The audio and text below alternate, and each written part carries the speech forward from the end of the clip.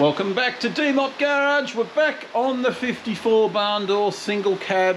In the last episode we were playing around with the gearbox, and as you can see or hear outside, it is absolutely raining hard.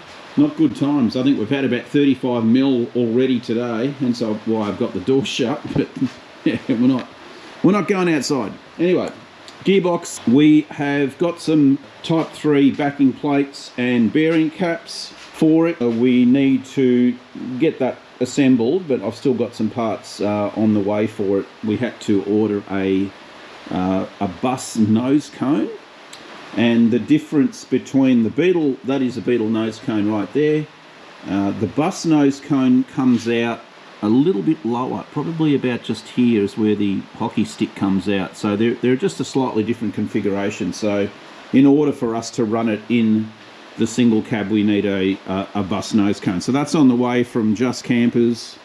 And what I've been doing just off camera is just cleaning up under here. Like, there's a lot of just little welds that we couldn't get to when it was on the chassis table. And, you know, just really tidying it up. There's a few spots that we're just adding seam sealer and filler. You can see up in there, a little bit of filler on there. That all has to be sanded back. And in here as well, we have some seam sealing to do on pretty much all these joints.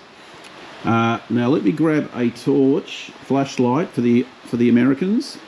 We call them torches here. I don't know why. That's just what it is. What we have to do, and this is a bit of a strange one, if you look up in here, on these weld-through panels, they leave a little hole.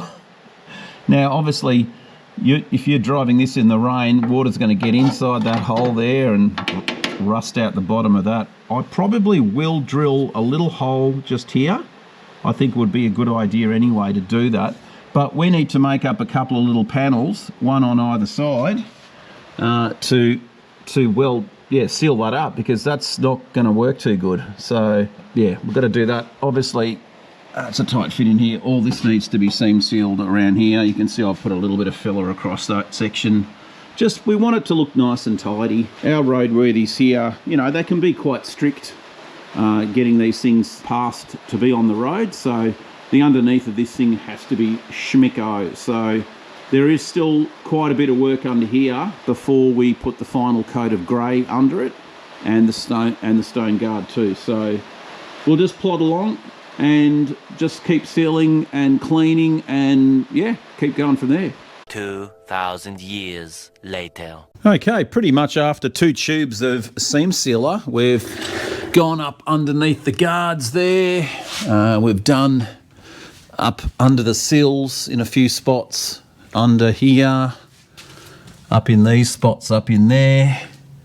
You know, just wherever, you know, water's going to get trapped, I suppose. A couple of spots under here as well, along the seals, and also on the pipe there, on those back guards over there as well. So yeah, just kind of gone over it as best we can to seal it all up. Along the front valance as well, we've all sealed up in here as well. So what we're going to have to do now is give this thing a really good clean with some wax and grease remover, and then we're going to be applying our anti-chip coating. Now this is in white. You can get black as well. Obviously, I'll go with white just because it's going to be easier to see what I've missed. And once that's on, then we can spray the grey, the factory grey, and that's the bottom done, finished. Then once that's done, gearbox can get mounted. Oh, actually, no, it can't get mounted yet because I haven't welded these in yet. I keep forgetting these ones. We've got to put these in. So they are going to be living right, probably where that little bit of pipe is there. We'll just have to grind that back flat, and then that has to get welded in like that. So I'll go and double check it on my single cab just to make sure that it's not here or not. I don't think it would be there. It could potentially be there, but we've got to get those welded in before we do the final painting underneath.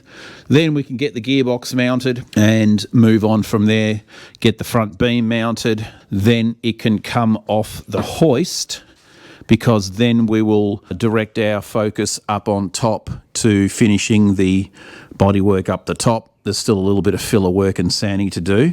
And then primer the body And, you know, even though these are brand new panels, you can't just go and paint them. They still do need blocking back and, you know, going over, because you're going to pick up imperfections in them. So, you know, remember, this is going to be a shiny single cab. So, yeah, we'll get moving on that. Now that we get some longer nights, I can start focusing back onto the Beetle as well. We can start working out getting the body work on this thing as well. So cool. All right, let's keep moving. Righto, guys. So we have the underneath prepared just for a coat of primer, just over all the bare metal areas, because the stone chip guard doesn't like going on bare metal. So we've got to put just a coating down. Now, I do have a grey. It's not actually the right factory grey, but I'm just going to hit all the areas that are bare metal underneath it. I'll try and keep you guys away so I don't get overspray on the camera. I think we're pretty good in terms of protecting whatever I don't want to get paint on, but yeah, we should be fine. All right, let's get this done.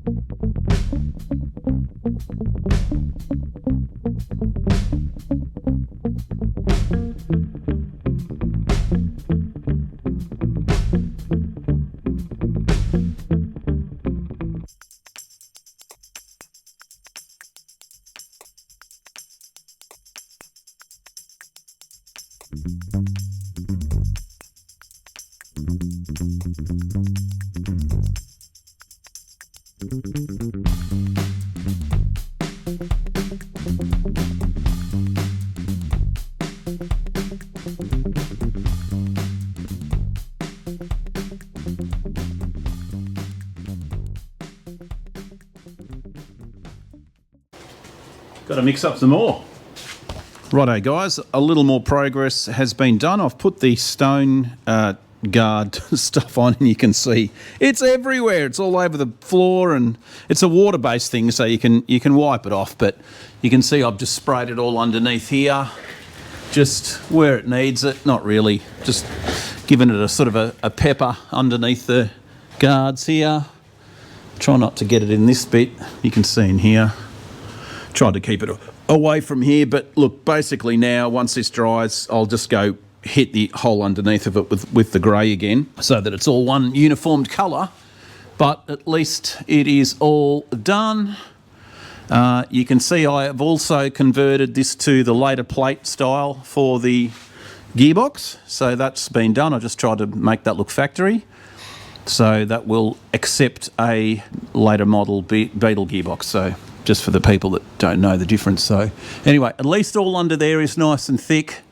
The rest of it's just got a real light peppering over it. Doesn't really need it, but we'll give it another coat, a final coat of grey underneath it. And once we have done that, we can then start fitting the parts to it. So the front beam can go in, the gearbox can go in, brake lines. I'm going to have to order some brake tube to start making the lines. You can buy them, but I've got a proper brake flaring kit, so I will just make them myself. It's just cheaper to do that. And yeah, cables can go in after that. You know, just try and nip up as much as the underneath as I can. Then we will get it onto its wheels, and then we can start the body work on the outside of this thing and start getting it ready for paint. Now the door's shut again because it is hideous outside. It's like 10 degrees Celsius.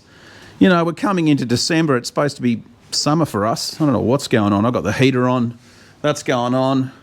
Yeah, she's cold. Anyway, let's let this thing dry and continue. Okay, guys, so it's the next day and the stone guard has dried, and we've gone back over it now with our grey colour, as you can see. So all is looking schmicko under here now, like it was from the factory, which is what you want. Definitely some tricky angles to get to, especially around the hoist here. It's got a coat of grey paint now. Oh well. Now I was going to go and stick the gearbox in, so I thought, yeah, this is all primo now and looking good. And then I just realised we can't put it in because I don't have the long shift rod that runs down the chassis. So, and yeah, hard to get here in Australia without spending $1 million on one. So I'm going to make one. I've got this bar here. I don't know if it's actually the right diameter or not, but what I've decided to do, because the problem is you can't thread it through the front here like that. It won't go in even if you stick it through the hole here. I'm pretty sure it doesn't. No, see, it hits the front here, so it can only go through the back, and that means obviously you've got to do it before you put the gearbox in. So what I've decided to do is, I've got an old hockey stick here. Now, obviously, on the front, on the gearbox, this is what I'm thinking of doing here. Hang on a sec. If I just undo this. Okay, so what I'm going to do, I'm going to cut this in half and weld this part here into the end here. Right, so it'll be sticking out like that. That part then will be able to go from this off the gearbox into this part like that. Okay, so that'll be welded on the end like that. This part here will go into the gearbox. We've just got to work out the other end and obviously work out exactly the length we're going to need. So hopefully this is, oh yeah, actually, you know what? It doesn't look bloody straight at all. We might have to try and straighten that one. With the barn doors, they never had a bush, one of those white plastic bushes, which I think I saw one up here before. There it is.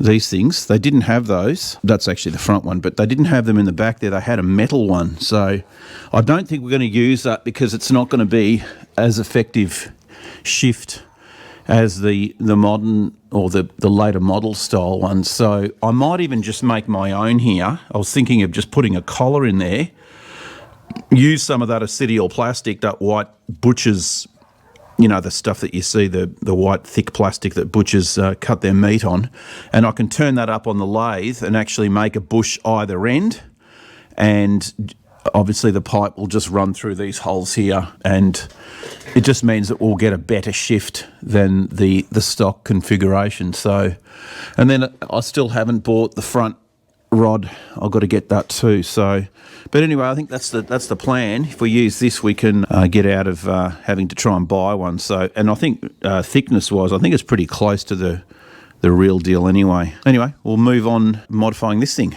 Okay, we're on the bench. We're going to cut this hockey stick in half and get it welded onto the end of the tube.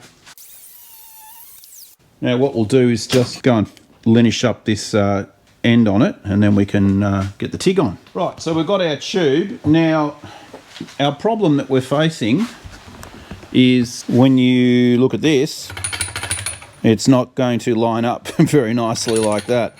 So I don't have a lathe here, and I'm just thinking outside the box. I have an old coupler. That's what it did look like when it was in one piece. Old one of those. I'm going to cut this section here off, and I can weld it to the end of that. I might actually just spin it in the drill press. Yeah, maybe I can do that. Let's see how we can do this. We might be able to spin it and grind it down so that it fits inside the...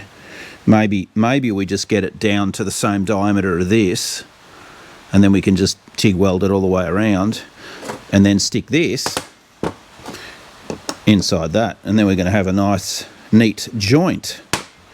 Let's do it. We'll chop this flange off and go from there.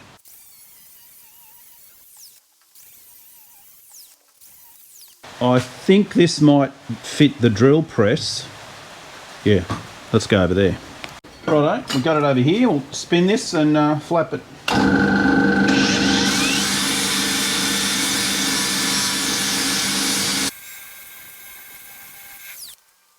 Now we're looking for the same diameter as this. Getting close, a little bit more. Just going to cool this down and be back. Okay, so make sure the metal's nice and clean. A little bit of Scotch-Brite.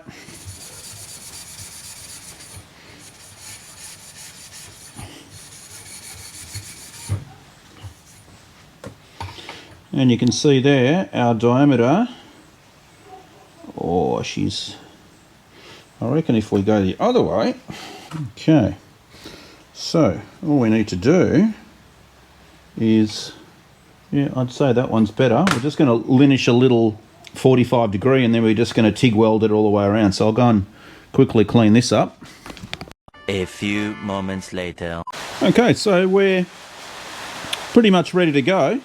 I've got a little 45 angle on the side of that, and I've got the two diameters exactly the same. So all we're going to do now is get a bit of angle iron, pop it in there, then I can tack it, rotate it, tack it, and then TIG it all the way around. Better go and grind my tungsten. Back in a second. Okay, we'll give this a bit of a tack.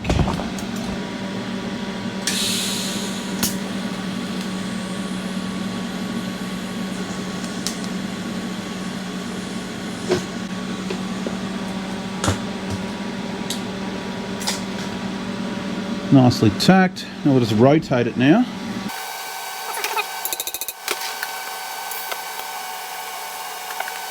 A little bit more rotation.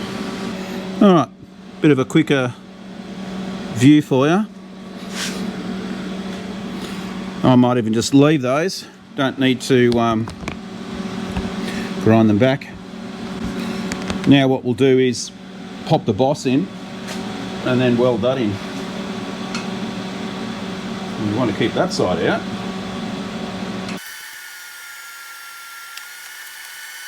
Now that's probably done it, but we don't want to take any chances in case that plug hasn't gone all the way in, so I'll just run a couple of beads. I'll just run a bead around it, I suppose. Alright, so there we go. We just got that all cleaned up. And that's what we're going to be basically doing, popping that on there like that. And we can, yeah, I suppose paint it black. I suppose it probably would have been black from the factory. And we'll just have to sort out the other end. But I need to get one of those shift rods which comes out of here, out of there. It's a little bar that goes through here. And it stops right here. So I haven't bought that. We have to probably just buy a brand new one. But I'm not sure of the size. Again, because it's barn door, it's probably going to be different to a later splitty, so I'll have to do a bit of research on that. But obviously that will come out through here and then we'll be good to go. So what I am going to do, and we've just been playing around with some sizes of tube, I found out that this tube here, which is an insert, we can use it. If I'll sit down here, I'll just show you. I can actually insert that into there and it fits pretty good like that. And that we can actually make it so you can remove it and have one at either end. And I'm just going to machine up we'll probably do it up at Underbody's place on his lathe. We'll get some acetyl white plastic and make a bush that goes inside this. We'll just make two of them. And then they can basically sit inside, and then the rod will be able to slide in and out on the plastic, and of course down the track when you have to replace it you can. So that's the plan. We're not going to go with the original spring metal shuttlecocky thing that was in there because they're quite sloppy and we want to have a good gear shift in this thing. So I'll take these to Underbody and we'll see what we've got up there. Okay, so I decided I'm going to play around with this piece, and I've already done it. Check this out. I'll take it out one-handed. I'll show you what I've done. So that's that piece. Now, this is just come over to the bench here. I used a lid off a spray can and cut it down. I'll just take this out of here so you can see it. You can see what I've done there. I just chopped it and inserted the plastic inside it like that. and then I've put another one on that side, and it just happens, this is the same diameter as the rod. This just fits on it, absolutely perfect, and it actually slides really good. You can see there. So that plastic that they use, I mean, you can see there's the lid of it. It's a real slippery plastic, and that's going to work as a bush, no problem at all. So yeah, don't have to do any turning. All I have to do is just make 2 of these, and one of them will live just here. You can see there's the shift rod there in its position. One of them will just live down here. One of them live up the other end. And honky-dory, we are good to go. So you can see I tried a couple of different bits of plastic. What I had here, that was too thick. That didn't work. We're just trying different things out. And yeah, this one worked perfect. So gotta love that. Now it's getting late and I've got to go inside for dinner.